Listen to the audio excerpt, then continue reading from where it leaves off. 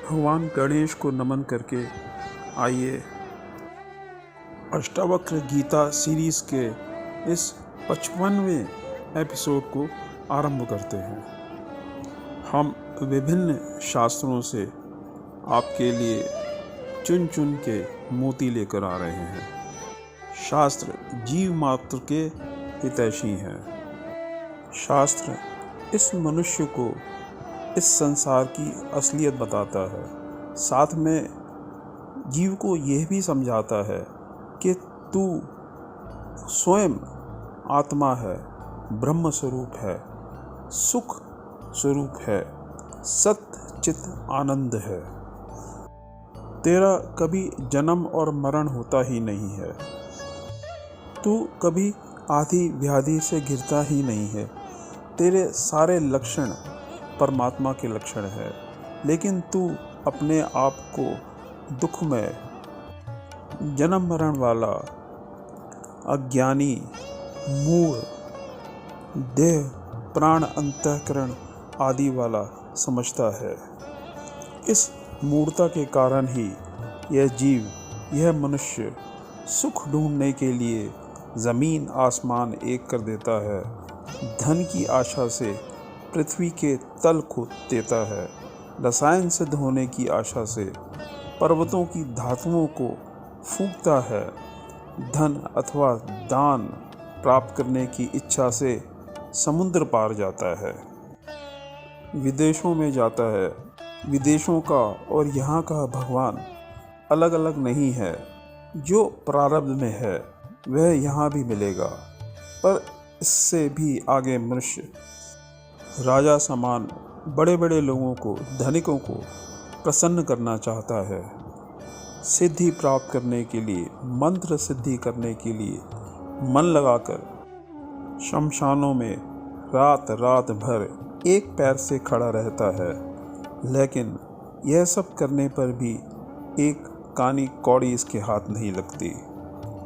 राजा भरथरी ने लिखा है, ऐसा चंचल इसका स्वभाव है, पाताल में घुसता है, आकाश का उल्लंघन करता है और सब दिशाओं में भ्रमण करता है, परंतु भूल कर भी अपने ही मन में स्थित उस विमल ब्रह्म का स्मरण नहीं करता, जिससे मोक्ष की प्राप्ति हो सकती है।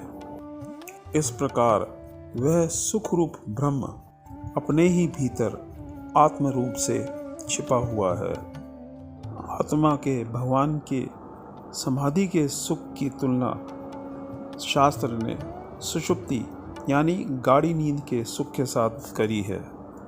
गाढ़ी नींद के सुख को शास्त्र ने भगवान का सुख बताया है, उसके साथ उसका कंपैरिजन किया है। शास्त्र कहता है कि जो गहरी नींद में सुख प्राप्त है वह सब लोगों के लिए, चाहे वो गरीब हो, अमीर हो, विद्वान हो, मूर्ख हो, सबके लिए बराबर है।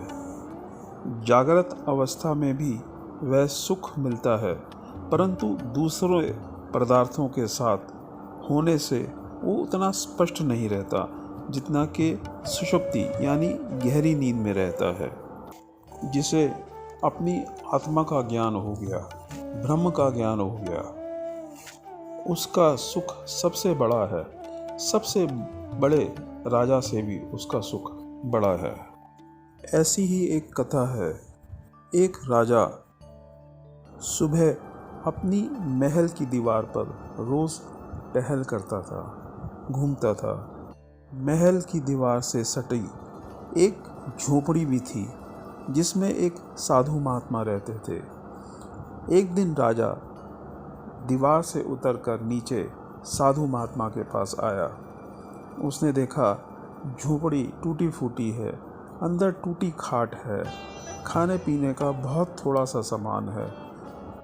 उस झोपड़ी में मच्छरों से बचने के लिए, आंधी तूफान से बचने के लिए, बारिश से बचने के लिए कोई साधन नहीं था। उस राजा ने व्यंग्यात्मक स्वर से उस साधु से पूछा, और महाराज रात कैसी बीती? वो साधु मुस्कुराकर बोला, कुछ तो आपके जैसी और कुछ आपसे भी अच्छी। साधु का यह उत्तर सुनकर राजा चौंका।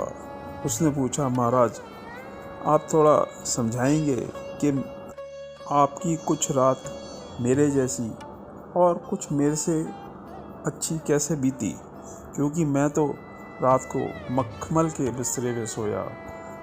मेरा महल तो वातानुकूलित है, वहाँ मच्छरों का प्रकोप नहीं है, आंधी तूफान अंदर नहीं आ सकते, बारिश से मेरे महल को कोई प्रभाव नहीं पड़ता है। इस पर उस महात्मा ने कहा, हे राजन, जब तू गहरी नींद में सोया और जब मैं गहरी नींद में सोया तो रात का वो हिस्सा तो हमारा एक जैसा बीता, लेकिन जब तू रात में उठ जाया करता था तो अनेकों चिंता से घिर जाता था।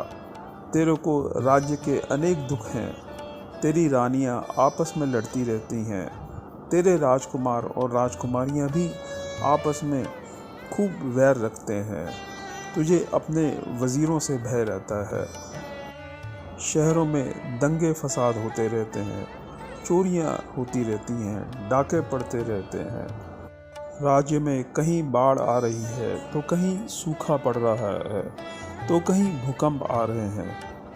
रात में जगने पर तू इन सब चिंताओं से घिर जाता है, जबकि मेरी जब नींद खुलती है तो मैं भगवान के भजन में लग जाता हूँ, मैं अपनी आत्मा का आनंद लेता हूँ, मुझे अपना ये जीवन भी सुधरा हुआ लगता है और मृत्यु के बाद का जीवन भी सुधरा हुआ लगता है, लेकिन तेरे साथ ऐसा नहीं है। वो महात्मा आगे बोले, यह संसार और इसके पदार्थ सब अपूर्ण है, अपूर्ण अनात्म पदार्थों की ओर। जब यह जीव नहीं देखता, जब यह इन्हें नहीं जानता, जब इनके बारे में यह नहीं सुनता, तभी यह आत्मा का सुख भोगता है।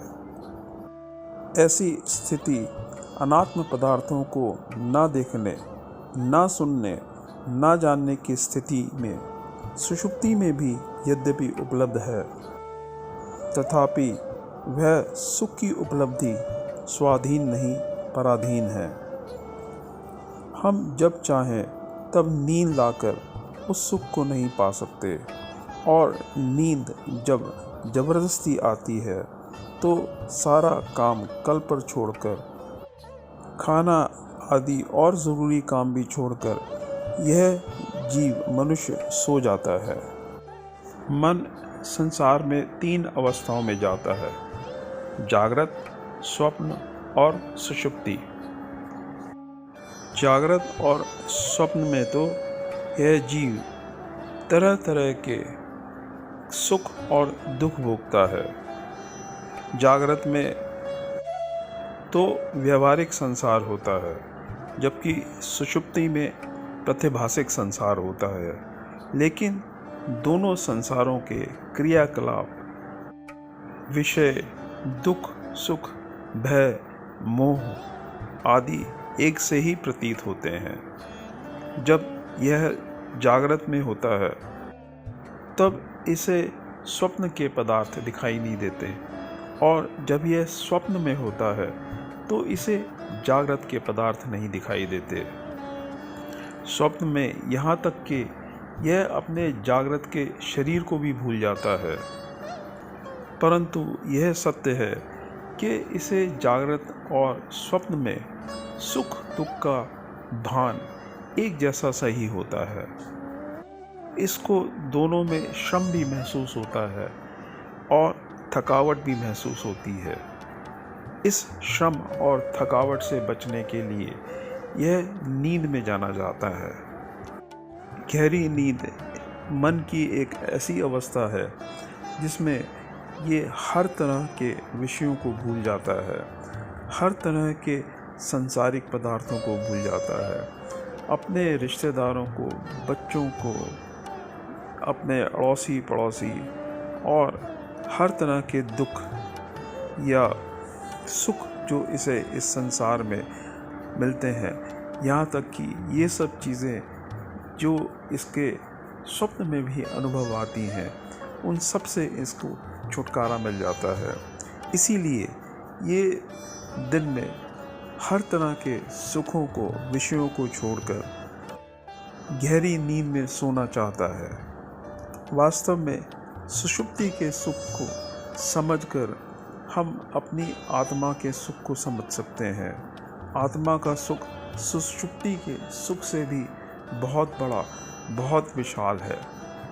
वो अप्राकृतिक है, जबकि सुषुप्ति का सुख प्राकृतिक है। जागृत, स्वप्न और सुषुप्ति की अवस्थाओं के बारे में विशेष रूप से हम अगले एपिसोड्स में बात करेंगे, और मन की जो चौथी अवस्था है, तुरीय, उसके संबंध में भी बात करेंगे। अगले एपिसोड में हम आपसे जल्द ही मिलेंगे। तब तक के लिए आपसे विदा चाहते हैं। नमो नारायण।